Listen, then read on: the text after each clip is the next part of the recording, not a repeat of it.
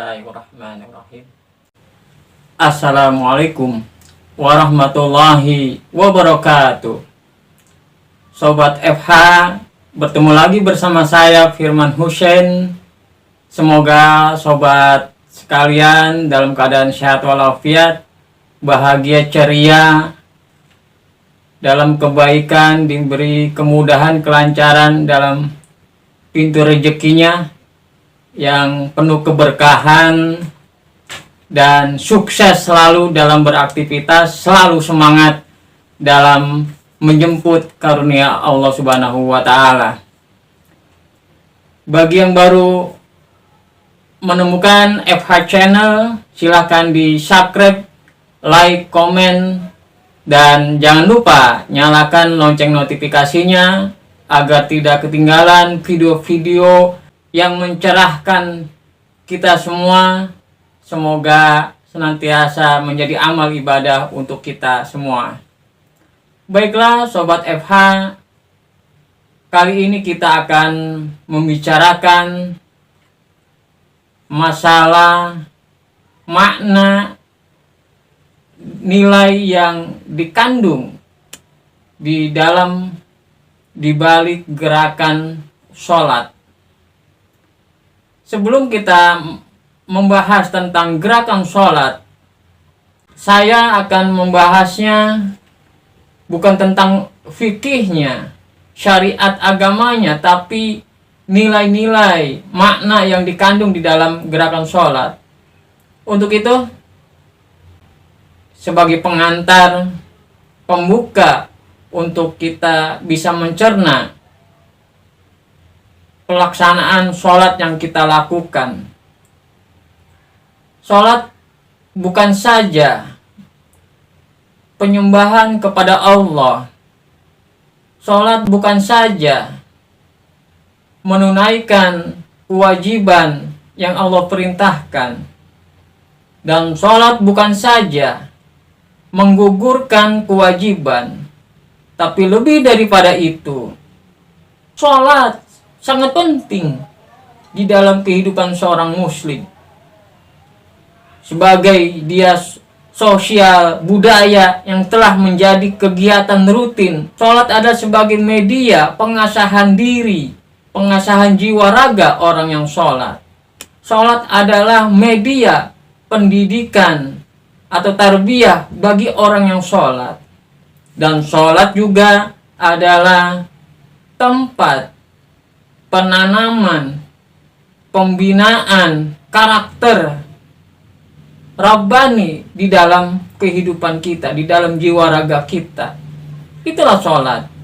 Tidak sekedar hanya menyembah kepada Allah, tidak hanya sekedar melaksanakan apa yang Allah perintahkan, dan tidak hanya sebatas menggugurkan kewajiban, melainkan lebih daripada itu, sholat adalah membangun kepribadian yang dahsyat, yang Rabbani, yang tidak ada satupun yang dapat menandinginya. Ayo kita pelajari sholat itu biar bermakna. Kita ingin bahagia, ceria, rukun, damai, maka hadirkan bahagia, damai, rukun, ketenangan itu di dalam sholat. Hadirkan kita dalam melaksanakan itu rasa bahagia, rasa tentram, damai, rukun, ya, di dalam sholat. Kita gimana hidup kita semangat walaupun kita dalam kondisi yang menurut kita tidak mengenakan, tapi kita tetap semangat. Karena kita harus menghadirkan rasa semangat itu di dalam sholat. Apapun yang kita hadirkan di dalam sholat yang positif itu akan berimbas, berefek positif di dalam jiwa raga kita. Kita ingin senantiasa diberikan kemudahan, maka luangkan waktu. Apabila azan berkumandang, Allahu Akbar, Allahu Akbar, maka segala sesuatu aktivitas, kondisi apa yang kita sedang lakukan, dimanapun dalam kondisi apapun, kita tinggalkan semua aktivitas untuk memenuhi panggilan Allah. Karena sebaik-baiknya panggilan di atas muka bumi ini tidak lain dan tidak bukan hanyalah panggilan azan, seruan Allah untuk hamba-hambanya untuk menunaikan sholat. Ayo kita rubah, ayo kita perbaiki diri kita untuk bergegas sholat di awal waktu berjamaah. Agar apa? Kita senantiasa diberikan kemudahan, diberikan jalan keluar atas apa yang sedang kita hadapi.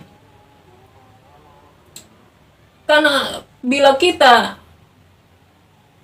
mendudukkan, menempatkan sholat itu sesuai dengan apa yang Allah inginkan, insya Allah sholat itu sebagai media pertolongan, media kita dalam mencari solusi.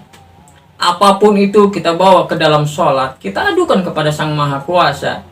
Karena sholat itu adalah media komunikasi seorang hamba, seorang ciptaan, antara ciptaan kepada Sang Pencipta.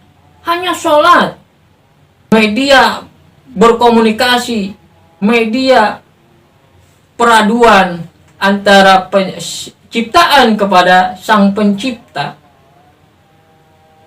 Itulah sholat. Dan sholat juga adalah pertemuan seorang hamba ciptaan kepada Sang Pencipta. Raga kita memang berdiri tegak menghadap ke kiblat sebagai arah kita untuk melaksanakan sholat. Tapi jiwa kita, kalbu kita itu mi'raj, naik ke langit, sebagaimana Nabi Muhammad SAW di Isra Mi'rajkan dalam menerima sholat, yaitu bertemu kepada Allah ke arasnya untuk menerima perintah sholat langsung dari Allah, tidak melalui wahyu. Begitu juga kita dalam melaksanakan sholat itu langsung jiwa kita naik ketemu dengan Allah, bercakap-cakap, berdialog, menyanjungkan harapan, menyanjungkan permohonan kepada Sang Pencipta.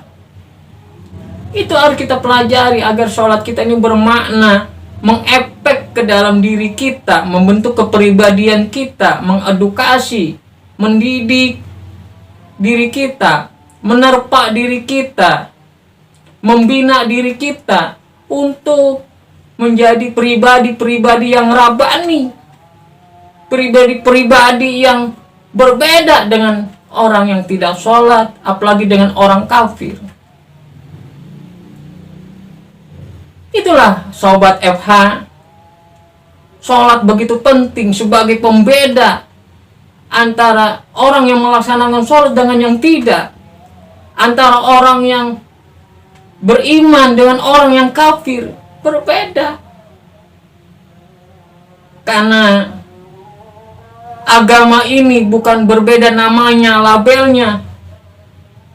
Islam yang satu agamanya apa ini, bukan berbeda nama, tapi berbeda isi karakter, pembinaan, pembentukan karakter pribadi-pribadi pemeluknya. Antara Muslim dan orang di luar Islam atau orang kafir itu berbeda jauh bila kita menerapkan nilai-nilai Rabbani di dalam kehidupan kita. Dari segi apapun, segi sosial kemasyarakatan, berhubungan sesama manusia, baik itu berdagang, berbisnis, baik itu kita kerja buruh, bekerja di kantor, dan kita menjadi pemegang amanah, menjadi PNS, kepolisian, tentara, menjadi bupati, wali kota, dan menjadi ASN, gubernur, menteri, presiden, anggota DPR, DPRD, dan kita mempunyai kedudukan apapun Itu nilai Islam yang terbangun di dalam diri kita bila kita menjadi pribadi yang rabbani. Itulah pembeda. Karena Islam itu adalah agama pembeda dengan agama lain. Bukan namanya saja, tapi karakter, kepribadian orang Islam yang diterpa dengan kepribadian rabbani itu yang membedakannya. Penuh nilai-nilai jujur, amanah, fatona. Berdagang dia pun sesuai dengan apa yang dituntunkan, dicontohkan oleh Rasulullah Muhammad SAW. Berpolitik pun, bekerja, berbisnis pun, itu penuh nilai. Nilai yang tiada tanding, tiada bandingnya dengan nilai apapun. Itu kalau kita mempelajarinya. Karena orang yang sholat, orang yang memiliki pribadian yang kuat, tangguh, yang tidak pernah terkalahkan oleh apapun. Itulah orang yang sholat. Bila kita mempelajarinya, makna nilai di balik pelaksanaan sholat kita, di balik gerakan-gerakan sholat yang kita lakukan, itulah terkandung makna nilai yang begitu dahsyat, yang membentuk kepribadian kita, yang membentuk karakter kita. Lalu setelah terbentuk, maka berbuah di dalam kehidupan.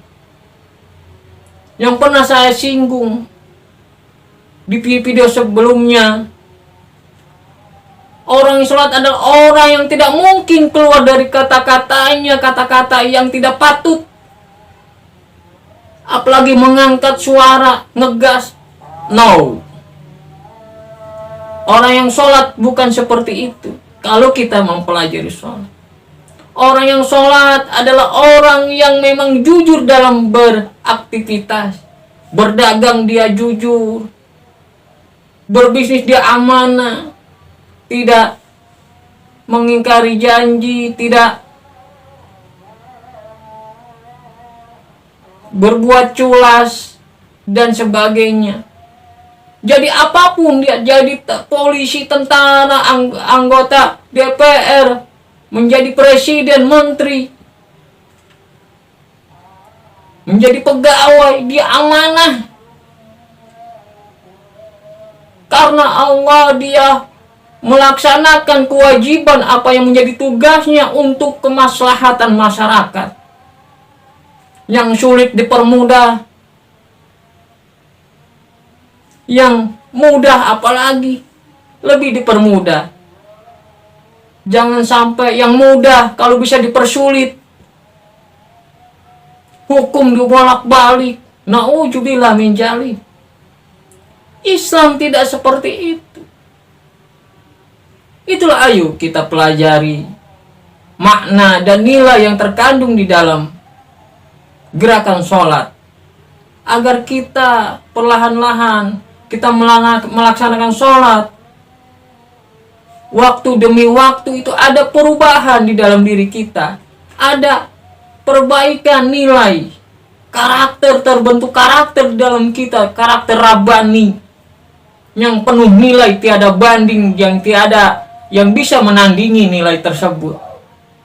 Itulah sholat sangat penting di dalam kehidupan seorang muslim, sebagai dia sosial budaya yang telah menjadi kegiatan rutin di dalam kehidupan masyarakat muslim. Tapi sholat itu begitu dahsyatnya nilai dan makna yang terkandung di dalam gerakannya, gerakan-gerakan sholat. Untuk itu, kiranya sobat FH tidak melewati video-video yang kami sajikan, agar terbuka mata, terbuka telinga, terbuka hati, terbuka akal pikiran kita untuk semata-mata memperbaiki diri kita, untuk memperbaiki kualitas kehidupan kita, semuanya akan penuh kedamaian, ketentraman, kesejukan, saling asa-asi, asuh satu sama lain, yang dibalut dengan rasa cinta dan kasih sayang di antara kita. Jangan kita menjadi orang-orang yang melaksanakan sholat, tapi di dalam kehidupan nilai Rabbani itu jauh daripada kehidupan kita. Cara kita hidup, cara kita bersosialisasi, berhabluminanas, berdagang, bekerja, berkendaraan, apapun kegiatan aktivitas kita,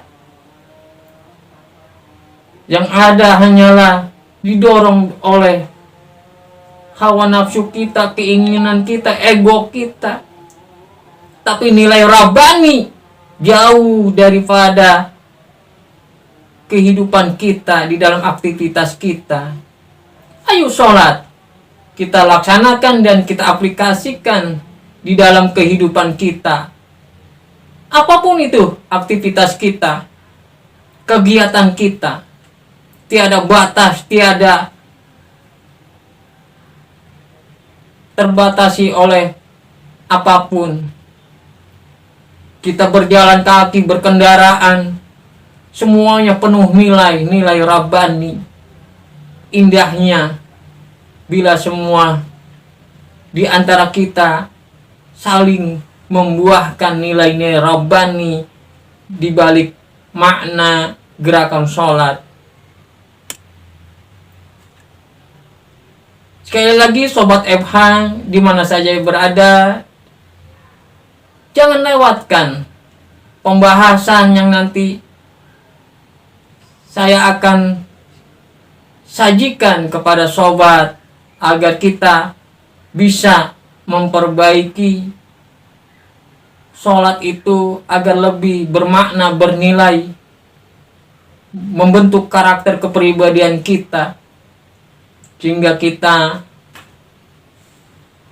tidak terlambat untuk memperbaiki diri kita, memperbaiki kehidupan kita, memperbaiki sosial kemasyarakatan kita, dan semuanya akan terahmati, teridoi oleh Allah Subhanahu wa Ta'ala. Sobat FH, mungkin itu saja sebagai pengantar yang dapat saya sampaikan buat menginspirasi, meliterasi, mencerahkan kita semua di dalam kita melaksanakan sholat agar bernilai dan bermakna untuk kita terapkan di dalam kehidupan kita. Mungkin nanti di dalam pembahasan gerakan sholat yang intinya kami bagi beberapa sesi untuk lebih detail lagi, untuk lebih menambah literasi kita semua, agar kita memperbaiki sholat kita untuk kehidupan kita. Kurang lebihnya saya mohon maaf. Saya akhiri. Wassalamualaikum warahmatullahi wabarakatuh. Merdeka!